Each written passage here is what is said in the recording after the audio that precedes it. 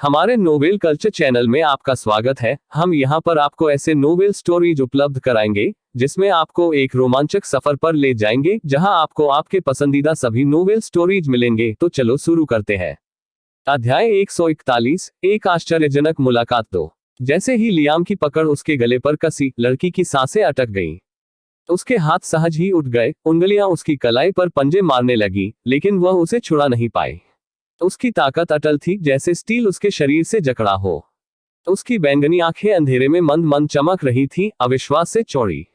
इससे पहले उसे किसी ने इस तरह नहीं पकड़ा था, यहां तक कि उसके राज्य से कई साल आगे के साधकों ने भी नहीं। और फिर भी इस आदमी ने, इस नश्वर ने उसे ऐसे जकड़ रखा था मानो वह कोई बच्ची हो। जवाब दो, लियाम ने ठंडे स्वर में कहा, उसकी आवाज शांत लेकिन तीखी थी। तुम मेरा पीछा क्यों कर रहे हो? वह कांप उठी, पर उसने अपने होंठ हिलाने की कोशिश की। मैं नहीं थी। लियाम ने थोड़ा सा मुंह सिकोड़ा, उसकी बातों को घुटी हुई सांस में काटते हुए। वह उसके पास झुका, उसकी आंखें ब्लेड जैसी थीं। झूठ मत बोलो, मुझसे नहीं। उसकी धड़कनें उसकी गर्दन में, उसकी उंगलियों से टकराकर धड़क रही थीं।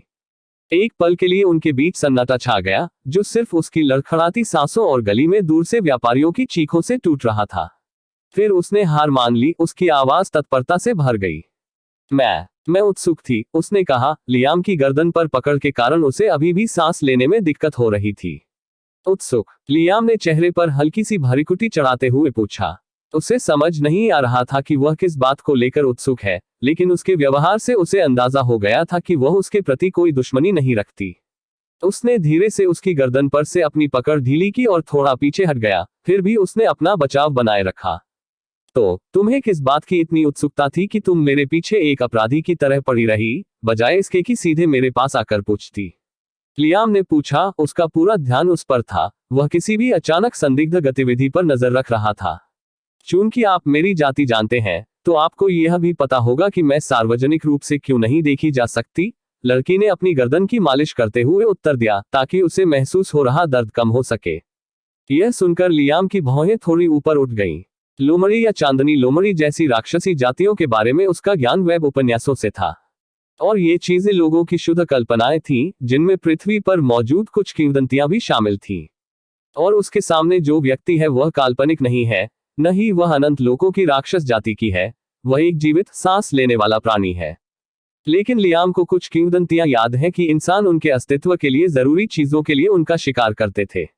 उसे लगा कि शायद वह इसी के बारे में बात कर रही थी। तुम्हारा मतलब है कि वे तुम्हारा शिकार करेंगे?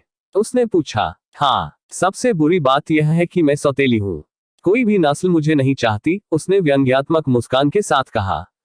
लियाम ने धीरे से सिर हिलाया, क्योंकि उसे उससे कुछ मिल गया था। तो वो अर्धरक्त है। मुझे लगता है इससे समझ आता है कि वो निचली दुनिया में क्यों है। लेकिन अगर उसे इंसानों से इतना खतरा है, तो वो यहाँ क्या कर रही है? और वो मेरा पीछा क्यों कर रही थी? तुमने अभी भी मेरे सवाल का जवाब नहीं दिया। तुम मेरा पीछा क्यों कर रहे थे? तुम क्या चाहते हो? तुम किस बारे में उत्सुक थे?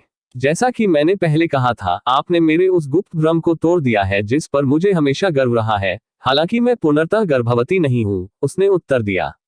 लियाम ने कुछ नहीं कहा, लेकिन उसे घूर कर देखा, मानो कह रहा हो, जारी रखो। मैंने देखा कि कैसे आपने एक उन्नत चरण के चिशोधन क्षेत्र के साधक को आसानी से परास्त कर दिया, जबकि आपके पास जरा भी साधना नहीं है, और मुझे लगा ही नहीं कि आपने किसी तकनीक का इस्तेमाल किया है। आपने अपने आसपास के आभामंडल का भी इस्तेमाल नहीं किया। मुझे उत्सुकता हुई और मैंने चुपके से आपका पीछा किया। फिर आपने मेरा भ्रम तोड़ा, जो किसी ऐसे व्यक्ति के लिए असंभव है जिसके पास साधना नहीं है। और फिर आप अनोखे लग रहे हैं। आपके आसपास की धुंधली, तीक्ष्ण आभामंडल के अलावा कुछ और भी है। कुछ और? जैसे क्या? कृपया सीधे सीधे बताइए। मैं रहस्यों का ज्यादा प्रशंसक नहीं हूँ, लियाम ने कहा। तुम्हारे बारे में कुछ अजीब बात है। ऐसा लगता है जैसे तुम इस दुनिया के नहीं हो, उसने कहा। यह सुनकर लियाम की भौहें थोड़ी सिकुड़ गईं। यह बात कोई आश्चर्य की बात नहीं थी कि वह उसकी प्रतिभा की हल्की सी आभा को भांप सकती है। हालांकि वह अर्धरक्त वाली है, मूनलाइट फॉक्स प्रजाति बहुत संवेदनशील होती है। लेकिन उसे इस बात की उम्मीद नहीं थी कि वह यह भांप लेगी कि वह उससे नहीं है। अगर यह आखिरी बात किसी और ने कही होती, तो वह आसानी से उसे नकार देता। लेकिन उस वंश के किसी व्यक्ति ने नहीं। हालांकि जाहिर है, इसका मतलब यह नहीं था कि वह इसे स्वीकार करने वाला था। क्या ऐसा है? ठीक है, अब आप जा सकते हैं क्योंकि आपने अपनी जिज्ञासा शांत कर ली है। आप नहीं चाहेंगे कि कोई आपकी पहचान पता लगाए, है ना? जहां तक मेरी बात है, मैं बहुत व्यस्त हूं और ध्यान भटकाना बर्दाश्त नहीं कर सकता, लियाम ने कहा और मुड़कर जड़ी बूटियां और गोलियां बेचने वाली एक दुकान की ओर चल पड़ा। लड़की ने लियाम को जाते देखा और तुरंत उसके पीछे दौड़ी। वह उसके पास पहुंची और मुस्कुराते हुए उसके साथ चलने लगी। आप अपना परिचय दिए बिना या मुझे ऐसा करने की अनुमति दिए बिना नहीं जा रहे हैं। यह असभ्यता है और एक महिला के साथ व्यवहार करने का यह तरीका नहीं है, उसने उदास चेहरे के साथ कहा। यह वह व्यक्ति कह रहा है जो मेरा पीछा कर रहा था, लियाम ने बिना अपने कदम धीमे किए कहा। लड़की रुकी और कुछ देर तक लियाम की पीठ की ओर देखती रही। उसके चेहरे पर थोड़ा आश्चर्य था, फिर वह फिर से उसका पीछा करने लगी। दिलचस्प है, भ्रम आप पर काम नहीं करते, आकर्षण भी नहीं, आप बिल्कुल अनोखे हैं। लियाम ने अपने कदम रोक दिए और लड़की की ओर गहरी नजर से देखा। तुमने मुझे आकर्षित करने की कोशिश की? उसने ठंडे स्वर में पूछा। मेरा इससे कोई बुरा इरादा नहीं था, मैं तो बस यह कहने की भी हिम्मत मत करना कि तुम उत्सुक थे।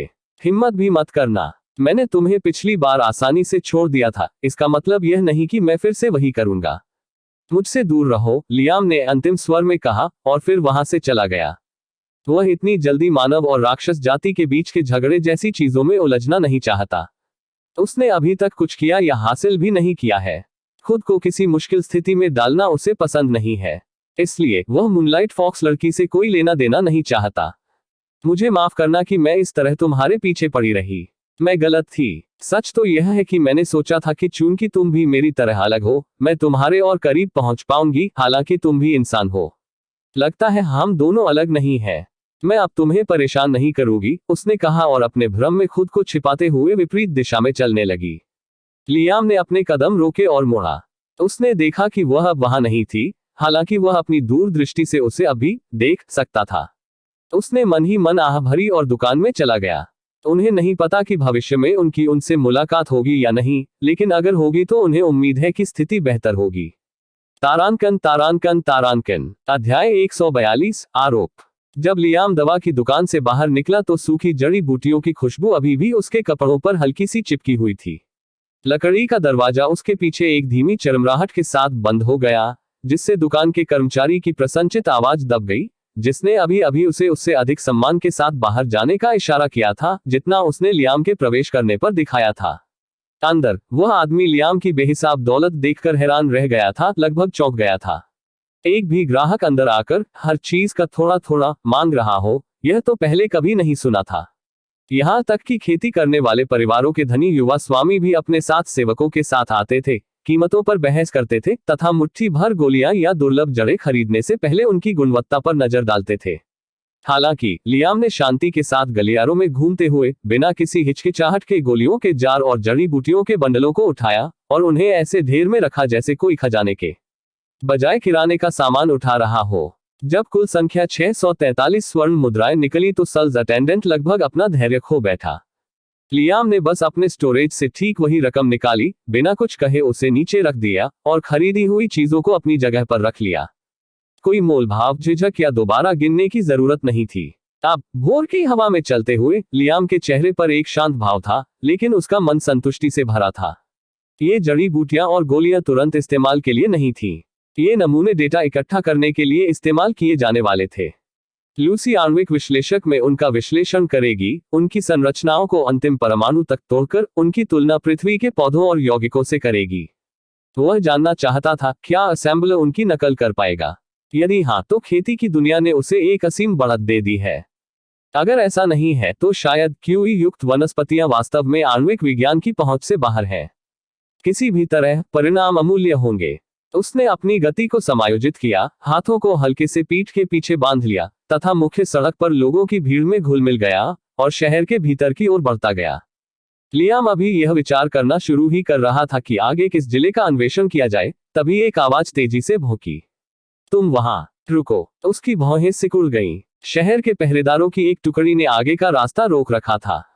लालटेन की रोशनी में उनके कवच मंद मंद चमक रहे थे। स्टील की प्लेटों पर ब्लैकस्टोन का प्रतीक चिन्ह बना हुआ था, एक दहाड़ता हुआ शेर जो भाला पकड़े हुए था। उनकी संख्या 10 थी तथा पैदल चलने वालों के आवागमन को रोकने के लिए उन्हें लापरवाही से लेकिन खतरनाक तरीके से सड़क पर बिछा दिया गया था। उनका नेता, एक टेढ़ी नाक और सनकरी आंखों वाला आदमी, आगे बढ़ा। उसका व्यवहार कठोर था, उसकी आवाज ऊंची और आज्ञाकारी थी। अपना पहचान पत्र प्रस्तुत करें। लियाम रुक गया, उसकी नजर एक बार टीम पर घूम गई, लेकिन उसका चेहरा शांत रहा। पहचान पत्र? उसने पूछा। हाँ, नेता ने व्यंग्य किया। सभी मान्यता प्राप्त नागरिक, संप्रदाय के अनुयायी या पंजीकृत व्यापारी इन्हें अपने साथ रखते हैं। ब्लैकस्टोन सिटी अपनी सड़कों पर आवारा या संदिग्ध लोगों को घूमने की इजाजत नहीं देती। अपना टोकन दिखाओ या चले जाओ। पहचान पत्र? लियाम ने थोड़ा सा मुंह बनाया। उसे आश्चर्य हुआ कि वे ऐसा कुछ क्यों मांग रहे थे, लेकिन उसने अनुमान लगाया कि शायद यह कल रात उसके द्वारा किए गए हंगामे से संबंधित था। जहां तक पहचान चिन्ह की बात है, उसे याद आया कि जो ने प्रवेश शुल्क के साथ साथ उसके लिए भी भुगतान किया था। उसने तुरंत उसे आयामी स्थान से बाहर निकाला और गार्ड को दे दिया। जब कैप्टन ने लियाम के हाथ में लकड़ी का टुकड़ा देखा तो वह उपहास करने लगा। वह कबाड़, यह तो बस एक आगंतुक का टोल है। इससे साबित होता है कि आपने प्रवेश के लिए पैसे दिए हैं और कुछ नहीं। मैंने असली पहचान की मुहर मांगी थी। संप्रदाय कुल या व्यापारी की रजिस्ट्री क्या आपके पास है? लियाम की भौहें और गहरी हो गईं। मतलब जो का टोकन सिर्फ एक प्रवेश पास था, न कि वह सबूत जो वे मांग रहे थे। उसके पास दिखाने के लिए और कुछ नहीं था। और कप्तान के चेहरे पर व्यंग्य से साफ था कि अगर उसने दिखा भी दिया होता तो भी वे कोई न कोई बहाना ढूंढ ही लेते। अब उसे समझ आ गया, बात टोकन की नहीं थी। शायद जुवान परिवार के उस युवा स्वामी से जुड़ी थी। उसे याद आया कि जुवान परिवार नगर स्वामी के नजदीक है। उसने खुद को याद दिलाया, विनम्रता में कोई बुराई नहीं है। बेहतर होगा कि पहले उनके इरादे परख लिए जाएं। लियाम को पता था कि भले ही यह सब जुवान परिवार के युवा मालिक द्वारा आयोजित किया गया हो, फिर भी उसे गार्डों के साथ सभ्य व्यवहार करना होगा, जब तक कि वे उसे ऐसा न करने का कोई कारण न दें। उसने अपना सिर झुकाया और समान भाव से बोला, मेरे पास कोई टोकन नहीं है। मैं किसी संप्रदाय से संबंधित नहीं हूँ। मैं एक घुमक्कड़ व्यापारी हूँ जो शहरों के बीच यात्रा करता है, व्यापार के अवसर तलाशता है। इससे अधिक कुछ नहीं। वहां एकत्रित होने वाली भीड़ में फुसफुसाहटें फैल गईं और सुरक्षाकर्मियों ने एक दूसरे को देखा। नेता के होंठों पर एक व्यंग्यात्मक मुस्कान उभर आई। सचमुच शक है। एक तथाकथित व्यापारी जिसके पास न कोई सामान है, न कोई दुकान, न कोई रजिस्ट्री। झूठ। जहां तक हम जानते हैं तुम छद्म रूप में एक राक्षसी साधक हो। उसकी आवाज जानबूझकर ऊंची हो गई, इतनी ऊंची कि भीड़ सुन सके। ब्लैकस्टोन सिटी ऐसी गंदगी को पनाह नहीं देगी। चूंकि तुम अपनी पहचान साबित नहीं कर सकते, इसलिए तुम तुरंत चले जाओ। हम तुम्हें गेट तक छोड़ देंगे। लियाम की आंखें सिकुड़ गईं। मुझे साथ ले चलो। उसकी सहज प्रवृत्ति ने उसे चेतावनी देते हुए तेजी से झकझोर दिया। अगर वह उनकी निगरानी में शहर की दीवारों से बाहर निकला तो घात लगाना तय था। उसका धैर्य जवाब दे गया, लेकिन उसने खुद को रोक लिया और मन ही मन हंसने लगा। तो वे इसी तरह खेलना चाहते हैं। उसे यह बताने की आवश्यकता नहीं है कि जिन दो लोगों को उसने छोड़ दिया था और उन्हें चेतावनी दी थी कि वे फिर कभी उससे न मिलें, वे अब बदला लेने की फिराक में थे। उन्हें उनकी जान बख्शने का बहुत पछतावा हुआ। वह उनकी पूरी देखभाल करना चाहता था, लेकिन उसे ऐसा करना बेहद मुश्किल लग रहा था। किसी की जान लेना उसने पहले कभी नहीं किया था और उसे नहीं पता कि वह कभी ऐसा कर भी पाएगा या नहीं। यही वजह थी कि उसने आयरनब्लड भालू को भी बख्श दिया था। उसने अपनी नजरें फिर से नेता की ओर उठाई। उसका स्वर विनम्र और तीखा था, मैं कहीं नहीं जाऊंगा। नेता की मुस्कान भयावह हो गई, मानो वह इस इनकार का ही इंतजार कर रहा था। बहुत अच्छा, उस आदमी ने मजाक करते हुए कहा, उसकी आवाज गूंज रही थी। आगे जो भी होगा उसके लिए तुम मुझे दोष नहीं दे सकते। वह अपने आदमियों की ओर घूमा और इतनी जोर से भौंका कि आधी गली तक उसकी आवाज पहुंच गई। नगरपालिका के आदेश से इस आदमी को गिरफ्तार कर लिया गया है। इसने वैध निरीक्षण से इनकार कर दिया है, संप्रदाय की संबद्धता बताने में विफल रहा है और ब्लैकस्टोन के पहरेदारों की अवहेलना करने का दुस्साहस किया है। हम जानते हैं कि यह हमारे बीच छिपा एक राक्षसी साधक है। इसे बांध दो। वहां खड़े लोग दहाड़ उठे। राक्षसी साधक, राक्षस जाति के साथ सांठगांठ रखने वाले। सिर्फ आरोप ही किसी की प्रतिष्ठा को हमेशा के लिए कलंकित करने के लिए काफी था। नश्वर मनुष्यों के लिए यह मृत्युदंड था और साधकों के लिए बिना किसी मुकदमे के हत्या करने का औचित्य। लियाम का चेहरा धुंधला गया, हालांकि उसकी आवाज शांत रही। अगर नगर स्वामी मुझसे मिलना चाहें तो वे स्वयं आ सकते हैं। मैं चाटुकारों की बात नहीं मानता। अगर आप इस पर और जोर देंगे तो आगे जो होगा उसके लिए मुझे दोष मत देना। नेता की आंखें क्रूर प्रसन्नता से चमक उठी। उसे वह अवसर मिल गया था जिसकी उसे शुरू से चाहत थी। यह कैसी बदतमीजी है, वह चिल्लाया, उसकी आवाज में बनावटी आक्रोश झलक रहा था। तुम हमारे महान नगर स्वामी ब्लैकस्टोन के स्तंभ को बदनाम करने की हिम्मत कर रहे हो, उनके वफादार रक्षकों को चाटुकार कहकर। देशद्रोह की बातें। वह नाटकीय ढंग से भीड़ की ओर मुड़ा और लियाम की ओर उंगली उठाते हुए बोला, नगरपालिका के आदेश से मैं इस आदमी को राजद्रोह का दोषी घोषित करता हूँ। यह तो साम्राज्य का ही दुश्मन है। भीड़ में कानाफूसी शुरू हो गई, घबराहट और आकर्षण का मिश्रण हो गया। कुछ चेहरे पीले पड़ गए, कुछ एक अपराधी को पकड़वाने में मदद करने के इनाम के ख्याल से लालच से भर गए, खासकर उस महान खजाने की खोज के भंडाफोड़ के बाद।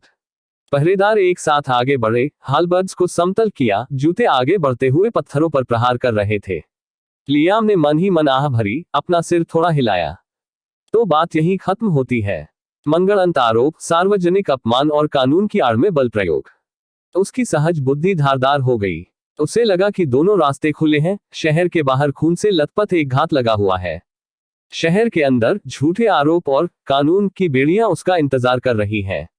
वह जहां भी खड़ा होता खतरा ही खतरा था, लेकिन वह झुकने को तैयार नहीं था, यहां तक कि नगर स्वामी के सामने भी नहीं। उसने अपने दोनों हाथों को बगलों में ढीला छोड़ दिया। उसकी मुद्रा भ्रामक रूप से शिथिल थी। उसकी नजर पहले पहरेदारों पर, फिर इकट्ठी भीड़ पर पड़ी और फिर ठंडे मन से नेता पर टिक गई। तो आओ, लियाम धीरे से बोला। उसकी धीमी आवाज आसपास के सभी लोगों को सुनाई दे रही थी। देखते हैं तुम मुझे बांध सकते हो या नहीं। स्टोर के अंदर लियाम का स्वागत डेस्क पर बैठे एक व्यक्ति ने किया। आपका स्वागत है, सम्मानित ग्राहक। आप क्या चाहेंगे? जड़ी बूटियां, गोलियां। अध्याय 143। रोम में रहते हुए रोमनों जैसा व्यवहार करें। सड़क पर सन्नाटा था। सिर्फ पत्थर पर स्टील की रगड़ की आवाज सुनाई दे रही थी जब 10 हालबर्ड एक साथ नीचे आ रहे थे। उनके पॉलिश किए हुए ब्लेड लैंप की रोशनी में चमक रहे थे। एक नुकीली दीवार एक आदमी पर गिर रही थी। लियाम सड़क के बीचों बीच खड़ा था, दोनों हाथ बगलों में बंधे थे, भाव शांत समुद्र की तरह शांत थे। उसकी नजर पहले पहरेदारों पर पड़ी, फिर जमा होती भीड़ पर, फिर वापस उस संकीर्ण आंखों वाले कैप्टन पर, जो उस पर ऐसे घूर रहा था जैसे कोई भेड़िया झपटने वाला हो। बांध दो इसे, कप्तान चिल्लाया। उसकी आवाज छतों तक गूंज उठी, हथौड़े की चोट जैसी तीखी। दस्ते ने अपनी चाल चली और वे उस पर टूट पड़े। एक गार्ड ने पहले झपट्टा मारा और सीधे लियाम की छाती पर वार किया। उसका उद्देश्य उसे मारना था, दबाना नहीं। स्टील की नोक को मांस और हड्डी में छेद कर देना चाहिए था, लेकिन ऐसा नहीं हुआ। हथियार बीच में ही जम गया। लियाम के उरोस्थी से कुछ इंच की दूरी पर ऐसे लटका जैसे हवा ही ठोस हो गई हो। गार्ड की बाहें कांप उठी, नसें फूल गईं, उसका पूरा शरीर उसे आगे बढ़ाने के लिए जोर लगा रहा था। लियाम ने हिलने की जहमत नहीं उठाई। उसने गार्ड को घूरा। उसकी आंखों और हरकतों से उसे मारने का इरादा साफ दिखाई दे रहा था। वह सचमुच उसी तरह बदला लेना चाहता था और उसे भी मार डालना चाहता था, लेकिन वह जानता था कि ऐसा करके वह मामले को और बढ़ा देगा। साथ ही उसे समझ आ गया था कि अगर उसने सच में गार्ड को मार डाला तो फिर वापसी का कोई रास्ता नहीं बचेगा। वह हमेशा के लिए हत्यारा ही रहेगा। उसे अभी तक अंदाजा नहीं है कि वह अपनी अंतरात्मा की आवाज पर इस तरह की बात को झेलने को तैयार है भी या नहीं। इसके अलावा धरती पर एक कहावत थी, एक हत्यारे को मारने से दुनिया में हत्यारों की संख्या कम नहीं होती। यह कहावत आज भी वैसी ही है। हालांकि वह उन्हें मारेगा नहीं, इसका मतलब यह नहीं कि वह उन्हें आसानी से छोड़ देगा। उसने तुरंत कार्रवाई की और अपनी कलाई के एक झटके से परशु उसके हाथ से छूट गया। हथियार सड़क के उस पार घूम गया और एक पत्थर की दीवार में एक बहरा कर देने वाली दरार के साथ धंस गया। लियाम ने अपने हाथ के चारों ओर क्षेत्र को केंद्रित करते हुए एक कदम आगे बढ़ाया और गार्ड की छाती पर जोर से थप्पड़ मारा, जिससे उसकी छाती की प्लेट टूट गई और वह पीछे की ओर उड़ गया। गार्ड अपने हॉलबर्ट के ठीक बगल में पत्थर की दीवार से टकरा गया। उसके मुंह से खून निकला और वह उदास चेहरे से लियाम को घूरने लगा। यह देखकर कप्तान थोड़ा हैरान हुआ और भौंचक्का रह गया। दरअसल वो नगर स्वामी के बेटे का निजी रक्षक था, इससे पहले कि युवा स्वामी साम्राज्य के एक प्रमुख संप्रदाय में शामिल होने के लिए चला गया। उसके वापस आने के बाद उसने उसके साथ युद्ध किया था। हालांकि वह पूरी तरह से हार गया था, जो स्वाभाविक था, फिर भी उसे वह लड़ाई अच्छी तरह याद थी। उसके और उस युवा गुरु के बीच, जो केवल 1 वर्ष से बाह्य संप्रदाय का शिष्य था और जिसने आधार स्थापना का तीसरा चरण प्राप्त किया था, जमीन आसमान का अंतर था। यही तो महान संप्रदायों की शक्ति थी। उन्होंने अपने सबसे निचले दर्जे के शिष्यों को भी राक्षस बना दिया था। युवा गुरु का आभामंडल ही उसे कुचलने के लिए काफी था और उसकी तकनीकें इतनी परिष्कृत थीं कि कोई भी नगर रक्षक उसे छू भी नहीं सकता था। और फिर भी जिस तरह से यह अजनबी यह तथाकथित भटकने वाला व्यापारी उसके सामने खड़ा था, आगे बढ़ा अदृश्य शक्ति जिसने हथियार को रोक दिया था और जिसके बल ने उसके एक आदमी को दीवार पर पटक दिया था, जिससे वह लगभग मरणासन अवस्था में पहुंच गया था, उसकी आंखों में जो शांत तीक्ष्णता थी, उसने उसी सहज भय को जगा दिया जो कप्तान ने उस दिन युवा मास्टर से मुकाबला करते हुए महसूस किया था। उसने दांत पीसते हुए अपनी छाती में बढ़ती बेचैनी को दबाने की कोशिश की। नहीं, नामुमकिन, इस लड़के में कोई साधना नहीं है। मैं इसके अंदर ची का एहसास भी नहीं कर सकता। यह किसी संप्रदाय के शिष्य से मुकाबला नहीं कर सकता। लेकिन फिर भी उसकी अंतरात्मा ने उसे खतरे का आभास दिया। एक साथ, कप्तान ने दहाड़ते हुए कहा, इस भावना को एक भ्रम मानते हुए। बाकी दस्ते ने पत्थरों पर जूते ठोकते हुए उसे घेर लिया। हर तरफ से स्टील की चापें आ रही थीं, मानो मौत का पिंजरा उसे चीर फाड़ने के लिए तैयार हो। लियाम ने धीरे से सांस छोड़ी, फिर उसने अपना हाथ ऊपर उठाया। तुरंत एक अदृश्य शक्ति बाहर की ओर फूट पड़ी। पत्थर मकड़ी के जाले की तरह चटक गए। धूल और लालटेन की रोशनी एक चक्रवात में बदल गई। 5 पहरेदारों को तुरंत पीछे धकेल दिया गया और वे पास की दीवारों से इतनी जोर से टकराए कि उनके कवच चीख उठे। उनके हालबट सड़क पर बेकार में खड़खड़ाते रहे। बाकी 4 लड़खड़ा गए, लेकिन दांत दिखाते हुए अपने पैरों पर डटे रहे। 2 ने एक साथ नीचे की ओर वार किया। उनके हथियार धूल के धुंध को चीरते हुए निकल रहे थे। लियाम आगे बढ़ा। उसका हाथ आलस से उठा और उनके हाथों से हथेलियां छूट गईं, हवा में मुड़ गईं, भंगुर लकड़ियों की तरह बिखर गईं और उनके टुकड़े ओलों की तरह बरसने लगे। गार्ड स्तब्ध होकर जम गए। उनकी हथेलियां दर्द से कांप रही थी और जहां छर्रे ने उन्हें गहराई तक काट लिया था वहां से खून बह रहा था। लियाम ने एक कदम बढ़ाया और बिना उनकी ओर देखे आगे बढ़ गया। कप्तान को एहसास हुआ कि उसने गलती की है और उसे ऐसे व्यक्ति को नाराज नहीं करना चाहिए था जिसे नहीं करना चाहिए था, जब उसने देखा कि कैसे लियाम ने उसके बचे हुए 9 आदमियों को आसानी से मार गिराया। लेकिन तीर अभी से मारा गया था और अब उसे वापस नहीं लिया जा सकता था। उसे अंत तक यह सब सहना होगा। अगर वह हार भी जाता है तो भी उसे भरोसा है कि युवा कप्तान खुद आगे आएगा। बस वह दहाड़ा। उनका आभामंडल ज्वार की लहर की तरह उमड़ा, दमनकारी और भारी, जिससे आसपास खड़े कमजोर लोग लड़खड़ाकर पीछे हट गए। साधना ऊर्जा तेल की तरह गाढ़ी होकर बाहर की ओर लहरा रही थी, हवा को ढंक रही थी। उन्होंने अपना स्तर प्रकट किया। अंतिम क्यूई शोधन 8वां चरण। वह उछला, परशु ऊंचा उठा और उसका शरीर क्यूई से मंद मंद चमक रहा था। उसका वार बिजली की तरह गिरा, जिसका उद्देश्य लियाम को 2 टुकड़ों में बांटना था। लेकिन लियाम नहीं घबराया। उसका दूरगतिज क्षेत्र पहले से ही अपनी जगह पर था। परशु एक तेज धमाका के साथ उसमें जा लगा और एकदम रुक गया। कप्तान की बाहें जोर से कांप उठी, उसकी नसें फूल गईं और उसने जोरदार प्रहार किया। लेकिन हथियार मानो किसी पहाड़ से टकराया हो। लियाम की आंखें हल्की सी सिकुड़ गईं। एक हाथ से उसने ऊपर पहुंचकर नंगे हाथों से ही हत्था पकड़ा और उसे 2 टुकड़ों में तोड़ दिया। यह देखकर कैप्टन का चेहरा खून से लथपथ हो गया। इससे पहले कि वह पीछे हट पाता, लियाम ने अपना हाथ बढ़ाया, अपने सामने की हवा को जकड़ लिया और एक अदृश्य शक्ति ने कैप्टन को किसी विशालकाय हाथ की तरह जकड़ लिया और उसे जमीन पर पटक दिया। टक्कर से पत्थर के गड्ढे हो गए। कैप्टन को खून की खांसी हुई, उसका शरीर कांप रहा था और वह उठने की कोशिश कर रहा था, और तभी लियाम की अदृश्य पकड़ ने उसे और जोर से दबा दिया। उसके घुटने इतने मुड़ गए कि उसे घुटनों के बल बैठना पड़ा। कवच पत्थर से टकराकर चीख रहा था। भीड़ खामोश हो गई थी। एक सांस भी नहीं हिली।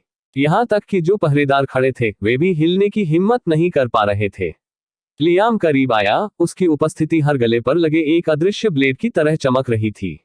उसकी ठंडी और तीखी आंखें टूटे हुए कप्तान पर टिकी थीं। यह, लियाम ने धीरे से कहा, उसकी आवाज सड़क के हर कोने तक गूंज रही थी, यह आपकी चेतावनी है।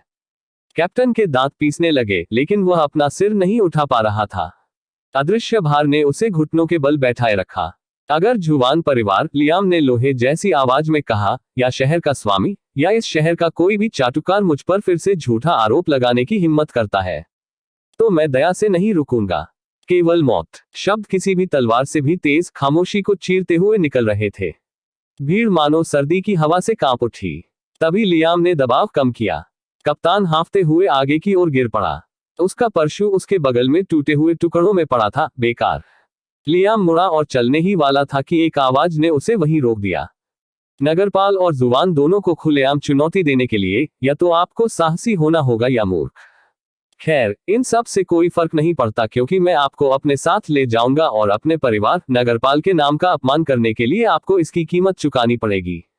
मुझे आश्चर्य है कि क्या आप मुझे उनका बेटा, एक पालतू कुत्ता मानते हैं, आवाज ने कहा, अपनी आभा को छोड़ते हुए, अपनी साधना को दिखाते हुए जो कि तीसरे चरण के फाउंडेशन स्थापना पर थी। यह सुनकर लियाम अंदर ही अंदर आहें भरने लगा। सच में, अब बहुत हो गया है ये बेवकूफी, बहुत हो गई ये बकवास। मुझे लगता है रोम में रहते हुए मुझे भी रोमनों जैसा व्यवहार करना पड़ेगा। अगर ये दुनिया सिर्फ बल ही समझती है तो बल तो मिलेगा ही। बिना यह प्रतीक्षा किए कि हमला कौन करने वाला है, वह उसकी ओर मुड़ा और अपने स्थान से गायब हो गया तथा तुरंत उसके सामने प्रकट हो गया।